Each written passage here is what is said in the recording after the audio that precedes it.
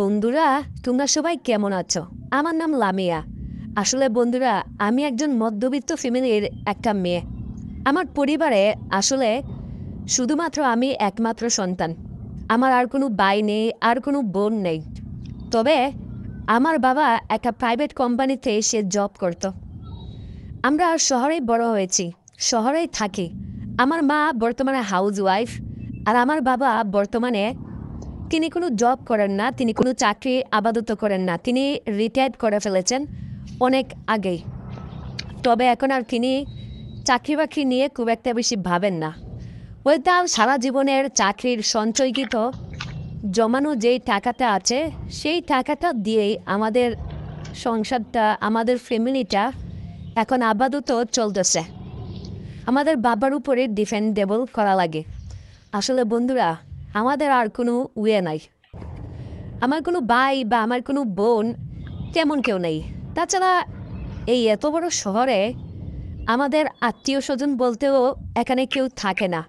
আমাদের গ্রামের বাড়িতেই সবাই থাকে। তবে বাবার চাকরির সূত্রে বাবার এই শহরে অনেক বন্ধুবান্ধব হয়েছে। বাবার অফিসের কলিগস, তার অনেক বন্ধুবান্ধব অনেকেই আছেন। তো বন্ধুরা, বাবার অফিসের এক কলিগের ছেলে, সে একজন দুবাই প্রবাসী। তার ছেলে নাকি দুবাইতে স্বর্ণের ব্যবসা করে, মানে গোল্ডের ব্যবসা করে আর কি। তো অনেক কারি কারি টাকার বিজনেস করে সে। আমার বাবা সারা জীবন কষ্ট করেছে, সারাটা জীবন বাবা একটা প্রাইভেট কোম্পানিতে জব করেছে। কিন্তু বন্ধুরা, বাবা চেয়েছিল যে বাবা নিজে যেটা কষ্ট করেছে, বাবা চেয়েছিল আমি যেন একটু সুখে শান্তিতে থাকি স্বামীর ঘরে।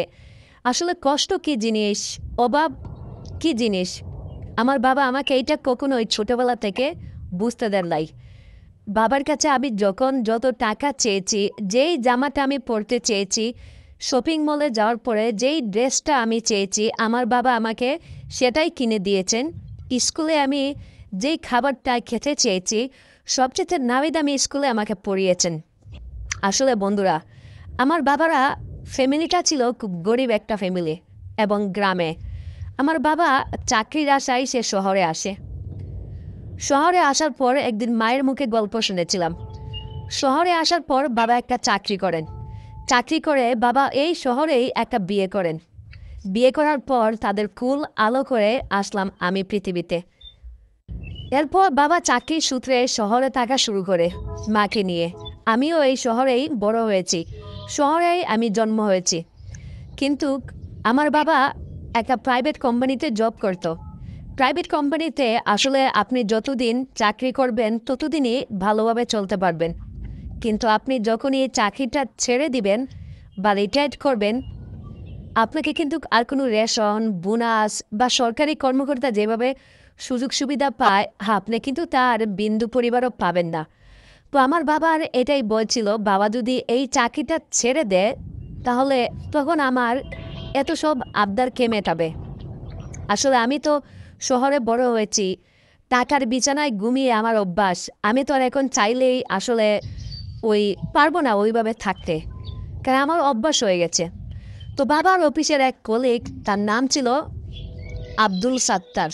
তার ছেলের নাম সম্ভবত শাহিন হবে।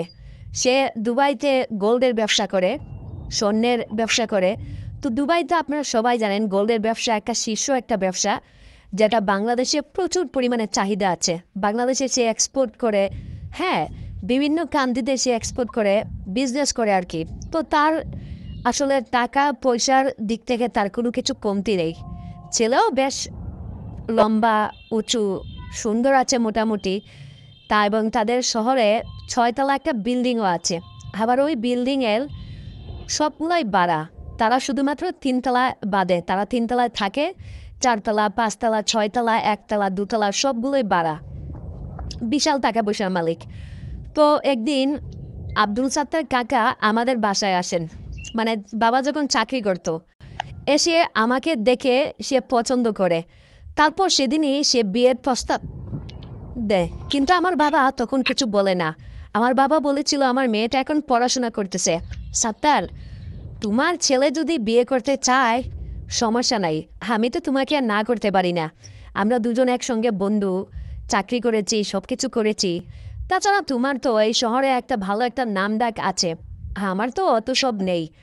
তো আমার বাবা টাকার লোভেই বন্ধুরা আমাকে আসলে এই দুবাইয়ের ব্যবসার সঙ্গে আমাকে বিয়ে দিয়েছিল।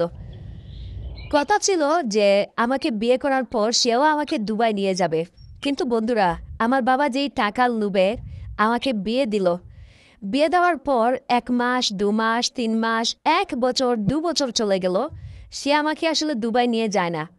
এমন কি হয়েছে, সে দুবাই থেকেও খুব একটা বেশি আসে না। হয়তো 3 বছর, 2 বছর পর একবার আসে, 1 মাস বা সর্বোচ্চ 2 সপ্তাহ থেকে সে আবার দুবাইতে চলে যায়। আসলে এইভাবে যেন আমার দিন কোনোভাবেই যাচ্ছিল না। বন্ধুরা, আমি একজন শিক্ষিত নারী, আমি মেডিকেল নিয়ে পড়াশোনা করেছি। আমি অনেকবার চেয়েছিলাম ডাক্তারি পড়াশোনা যেহেতু করেছি, আমি ডাক্তার হতে, আমি চাকরি করতে। কিন্তু যেহেতু এখন আমার বিয়ে হয়ে গেছে, আমার শ্বশুরবাড়ির লোকজন তারা এটা ভালো চোখে দেখে না, বা তারা আমাকে চাকরি করতে দেয় নাই মেডিকেলের।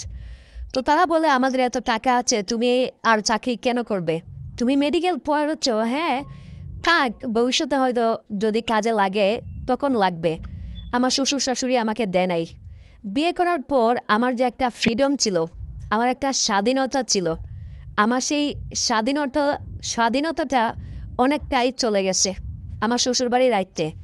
আমি এখন আমার নিজের ডিসিশন নিজে নিতে পারি না, আমি কোনো কিছু বলতে পারি না, আমি কোনো কিছু কাজ করতে পারি না, নিজের স্বাধীন মতো ঘুরতে পারি না, চলতে পারি না। আর সবচেয়ে বড় কথা হচ্ছে বন্ধুরা, আমি একটা বিবাহিত নারী এখন। আসলে প্রত্যেকটা বিবাহিত নারী চায় যে সে স্বাধীনভাবে না চলতে পারুক, কিন্তু দিন শেষে তার পাশে তার স্বামী থাকবে, তাকে আদর করবে, সোহাগ করবে, এবং স্বামীর পাশে দিন শেষে রাতে একে অপরকে জড়িয়ে ঘুমাবে। এটাই তো সবাই চায় নাকি? একটা বাচ্চা কাচ্চা হবে, মা ডাকবে, সময় চলে যাবে। কিন্তু আমার সেই স্বপ্নগুলো না স্বপ্নই রয়ে গেল, এগুলো যেন আর কোনোভাবে পূরণ হচ্ছিল না। আর এইভাবেই যত দিন যাচ্ছিল, আমার মনে তীব্র আগুন জ্বলতেছিল, আমার মনে খুব বেশি রাগ হচ্ছিল, খুব খারাপ লাগতেছিল, আমার ভেতরটা একেবারে জ্বলে পুড়ে ছারখার হয়ে যেতে লাগছিল।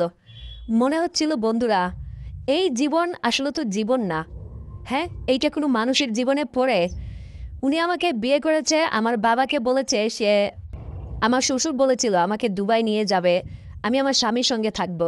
কিন্তু এখন শ্বশুর বাড়িতে এসে আমাকে 3 বেলা ভাত রান্না করা লাগে, আমার শ্বশুর শাশুড়ির খেদমত করা লাগে, ননদের জন্য রুটি বানানো লাগে, তাদেরকে ননদের বাচ্চা কাচ্চাকে স্কুলে এগিয়ে দিয়ে আসতে হয়। সারাদিন এই 4 দেয়ালের ভিতরে আমি বন্দি। এইটা কি মানুষের জীবনে পড়ে? আমার যারা আমার বান্ধবী ছিল, যারা আমার সঙ্গে কলেজে পড়েছে, মেডিকেল স্টুডেন্টে যারা পড়েছে, সবাই বিয়ে করেছে।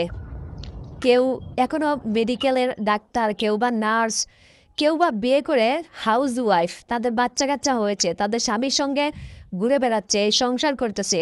কিন্তু আমার ভাগ্যে, আমার কপালে যেন এর কোনো কিছুই পড়ে নাই। দিনের পর দিন আমি যেন অশান্তির আগুনে পুড়ে যাচ্ছি।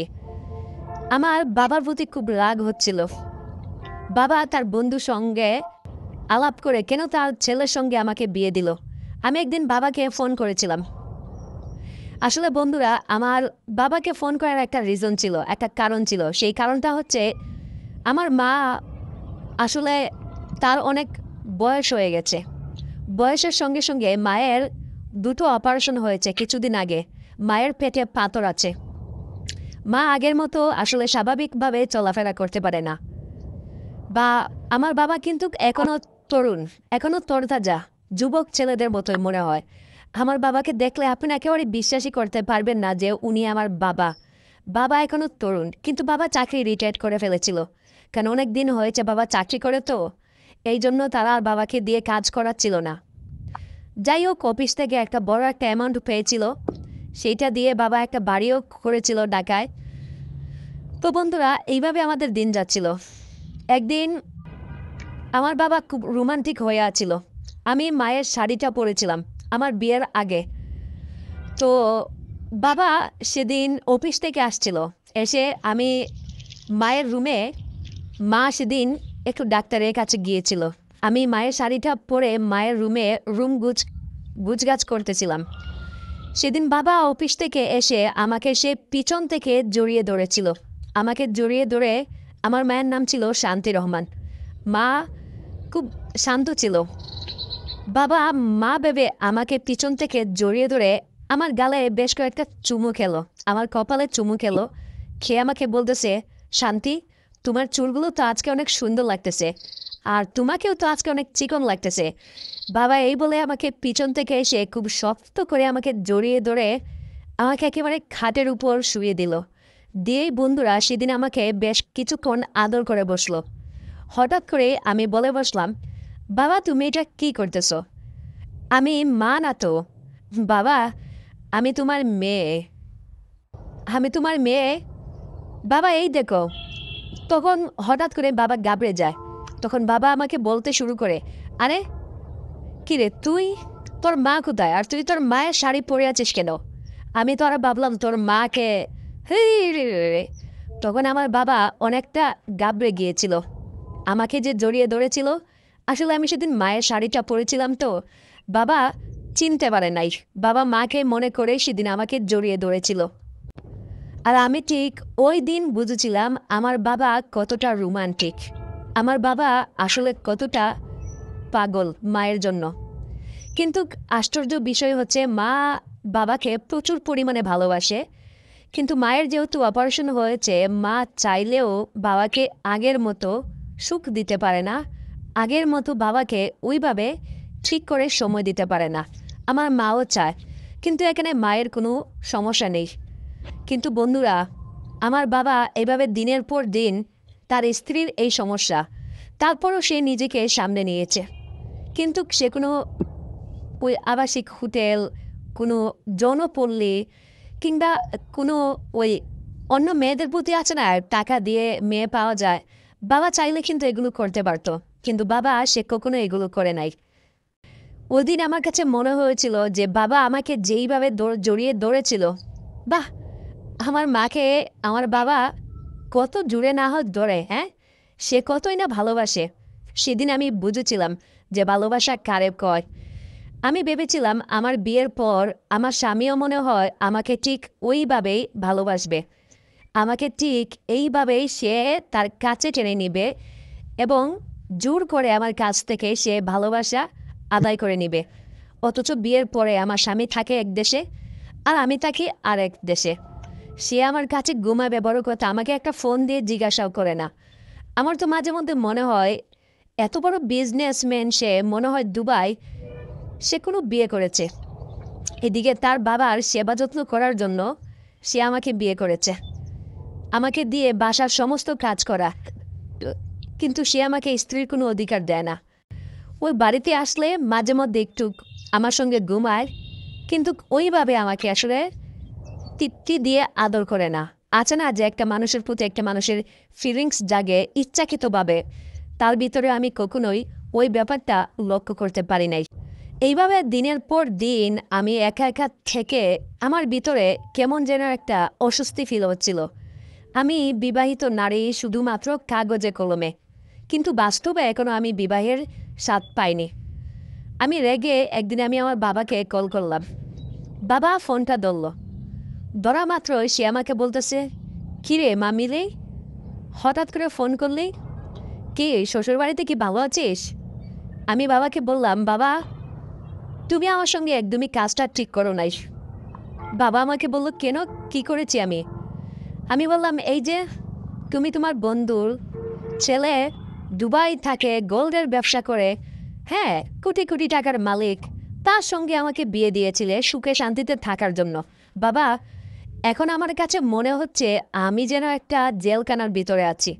এইভাবে আর বেশি দিন থাকলে আমি হয়তো মরেই যাব বাবা। আমাকে আর তুমি খুঁজেই পাবে না। তোমার মেয়ে যে একজন ছিল সেটাও তুমি খুব শীঘ্রই ভুলে যাবে। বাবা আমার এমনও এক অদ্ভুত কথা শুনে বাবা বলতেছে, মিলি কি হয়েছে রে মা, একটু খুলে বলতো বিষয়টা। আমি তখন বাবাকে বললাম, বাবা তোমাকে কে বলেছিল আমাকে এই টাকাওয়ালা ব্যবসাওয়ালা জামাইয়ের সঙ্গে আমাকে বিয়ে দিতে? বাবা, আমি বিয়ে করেছি আজকে প্রায় আমার 2 বছরের উপরে, প্রায় 3 বছরের কাছাকাছি হয়ে গেছে। এখনো পর্যন্ত আমার গর্ভে একটা সন্তান আসলো না। বিয়ের পর সে তো আমাকে একদিনও স্ত্রীর অধিকারটুকু আমাকে দিল না। স্ত্রীর মতো করে সে তো আমাকে এখনো ভালোই বাসলো না। বাবা, সে আমাকে স্ত্রীর অধিকার দিবে বড় কথা, বিদেশ থেকে একটাবার ফোন করেও আমার খোঁজ খবরও নেয় না। বাবা, আমার কাছে কেন জানি মনে হচ্ছে ওরা আমাদেরকে ঠকিয়েছে। আসলে বাবা দেখো, আমার এই বাড়িতে ভাত রান্না করা ছাড়া আর কোনো কাজই নেই এখন। কিন্তু এই জীবন তো আমি চাই না বাবা। আমি তো চেয়েছি আর 8-10টা মেয়েদের মতো স্বাভাবিক জীবনযাপন করতে। আমার স্বামী, শ্বশুর, শাশুড়ি সবার সঙ্গে সুখে থাকব, আমার একটা সন্তান হবে। বাবা, এইভাবে আমি আর বেশি দিন থাকতে পারবো না।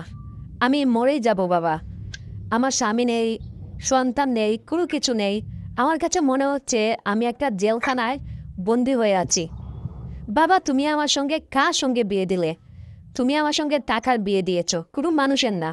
হ্যাঁ, আমি ভালো ভালো খাবার খাচ্ছি, সুখে শান্তিতে আছি, কিন্তু বাবা অনেক কথা আছে যেটা আমি তোমাকে বলতে পারবো না। একটা মেয়ের জীবনে আসলে টাকাটাই সবচেয়ে সুখ সুখ এনে দেয় না, বা টাকাটাই সবচেয়ে সুখী কোনো জিনিস না। আসলে বাবা, আমি তো এই জীবন চেয়েছিলাম না। আমি টাকা পয়সা আমি কোনো কিছুই চাই না। আমি সুখ চাই, আমি শান্তি চাই। তুমি দাও আমাকে সেইটা।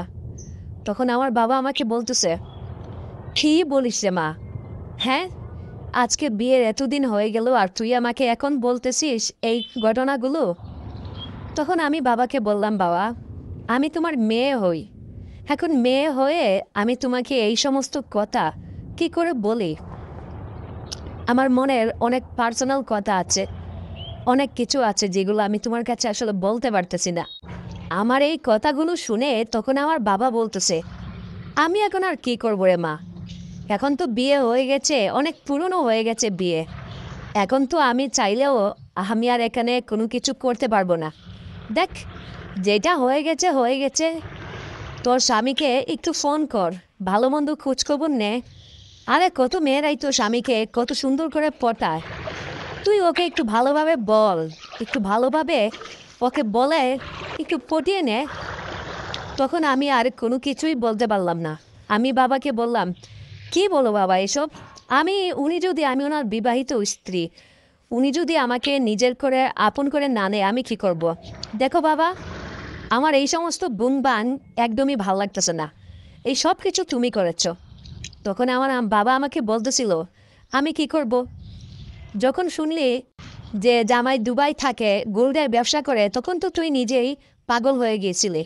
তুই তো বলেছিলি যে তোর স্বামী নাকি তোকে নিয়ে দুবাই যাবে। হ্যাঁ, তোর নাকি দুবাই নাকি স্বপ্নের সিটি, স্বপ্নের শহর, স্বপ্নের দেশ, সেখানে তুই যেতে চেয়েছিস। দেখ মা, এখন আমি কি করব? এখন বিয়ে হয়ে গেছে, এখন তো শ্বশুরবাড়ির লোকজন যেটা সিদ্ধান্ত নেয় তুই সেদিকেই আগা। আমি আর এখন এখানে তো কিছু করতে পারবো না রে মা। আমি তখন বাবাকে বললাম, বাবা তুমি যদি এখন কোনো কিছু না করতে পারো তাহলে আমি এখন মরে যাব, এছাড়া আমার আর কোনো উপায় নেই। আমার মুখে এমন কথা শুনে সেও অনেকটা ভয় পেয়ে গেল। তখন বাবা বলতেছিল, হেই নীলিমা, তুই এটা কী বলতেছিস? হ্যাঁ, পাগলের মতো। আচ্ছা তুই এখন কী করতে চাচ্ছিস বলতো? তখন আমি বাবাকে বললাম, বাবা তোমার মনে আছে সেই পুরনো একদিনের কথা? ওই যে তুমি অফিস থেকে একটু রেগে আসছিলে, আমি যে সেদিন মায়ের শাড়িটা পরেছিলাম, তোমার বিছানা গুছগাছ করতেছিলাম, তখন তুমি মাকে ভেবে আমাকে পিছন থেকে এসে জড়িয়ে ধরেছিলে। আমি অনেকক্ষণ ধরে বলার চেষ্টা করতেছিলাম যে আমি নীলিমা, নীলিমা তোমার মেয়ে, কিন্তু বাবা তুমি মাকে ভেবে সেই যে আমাকে কত জুড়ে শক্ত করে জড়িয়ে ধরেছিলে, কোথায় হাত দিয়েছিলে, তোমার কি সেই কথাটা মনে আছে? হ্যাঁ, তাছাড়া তুমি আমাকে কতগুলো আদর করেছিলে, তোমাকে মনে পড়ে বাবা এই ঘটনাগুলো এখনো? আমার তো এই কথাগুলো এখন মনে পড়লে বড্ড বেশি হাসি পায়। তখন বাবা আমাকে বলতেছে, এইগুলো পুরনো কথা রে মা, এগুলো এখন সামনে এনে আর কি লাভ? দেখ, এখন তোর বিয়ে হয়ে গেছে, পুরনো সেই সব কথা মনে করে আর কি লাভ? আর তার জন্য তো আমি খুব সেদিন লজ্জাও পেয়েছিলাম। হ্যাঁ, আসলে সেদিন আমার খুব মনে চাচ্ছিল তোমার মা আমাকে এখনো সুখী করতে পারে না। আমি তো সেদিন ভেবেছিলাম হয়তো তোমার মা আমার জন্য সেজে আছে, বিয়ের শাড়িটা পরে সে আমাকে সুখ দিবে বলে রেডি হয়ে আছে। কিন্তু তোমার মায়ের জায়গায় যে তুমি চলে আসছিলা, আমি তো একদমই বুঝতে পারি নাই। দেখ, সেই সমস্ত পুরনো কথা বাদ দাও। এখন তোমার বিয়ে হয়েছে, তোমার স্বামী আছে, সংসার আছে, এইগুলো নিয়ে ভাবো। তখন আমি বাবাকে বললাম, বাবা, তুমি এখন আমাকে সুখ দিবে, মায়ের অভাবটা এখন তুমি আমাকে দিয়ে পূরণ করবে, আর আমি আমার স্বামীর অভাবটা তোমাকে দিয়ে পূরণ করব। দেখো বাবা, যদি তুমি আমার স্বামীর অভাব পূরণ না করো, তাহলে কিন্তু আমি সত্যি সত্যি কিন্তু একটা অঘটন ঘটিয়ে ফেলবো। এই বাড়িতে আমি থাকবো কিনা আমি জানি না, আমি কোনো ছেলের সঙ্গে পালিয়ে যাব। এইভাবে আমি আর পারতেছি না বাবা। আমার এটা একটা দেহ, আমার একটা শরীর আছে, আমার সেই শরীরের একটা ক্ষুধা আছে। কিন্তু এইভাবে দিনের পর দিন আমি আর সহ্য করতে পারতেছি না। আমার স্বামী কি বুঝে না আমার চাহিদা? বাবা, আমি কালকেই তোমার বাড়িতে আসতেছি। তুমি যদি আমার চাহিদা পূরণ না করো, তাহলে বাবা, তুমি জানো আমি ফেসবুক চালাই, সেখানে আমার অনেক ফ্রেন্ড আছে, এবং কত মানুষ আমাকে ফেসবুকে ফ্রেন্ড রিকোয়েস্ট দিয়ে রাখছে। আমাকে রাজকন্যা, মহারানী, কত কিছু তারা বলে। আমার সঙ্গে প্রেম করতে চায়, পালিয়ে যেতে চায়।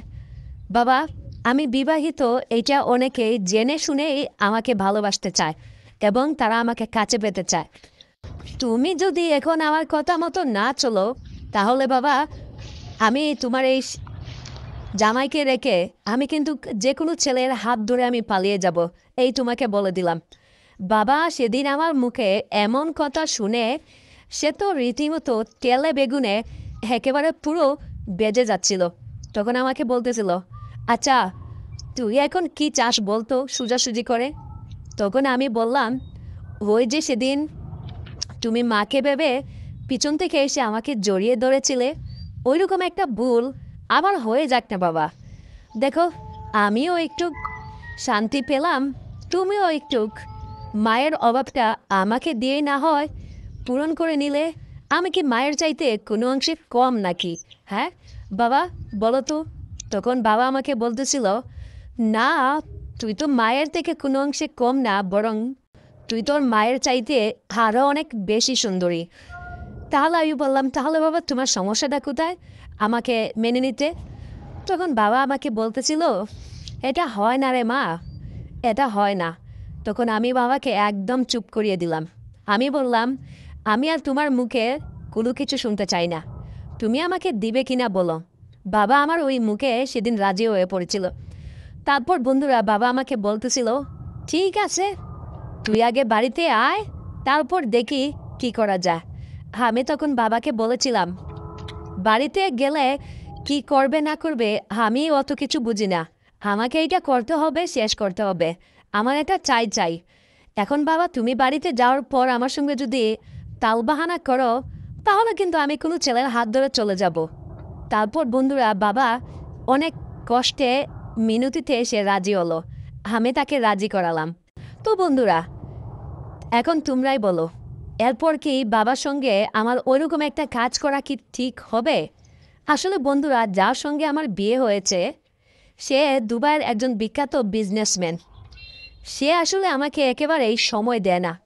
কিন্তু বন্ধুরা, এদিকে আমি একজন বিবাহিত নারী, কিন্তু আমি বিবাহের স্বাদকে, আমার স্বামীর স্নেহ, ভালোবাসা, আদর এখনো পর্যন্ত এর কোনো কিছুই আমি পাইনি। আমি দিনের পর দিন স্বামী থাকতেও আমি অনাহারে ভুগতেছি।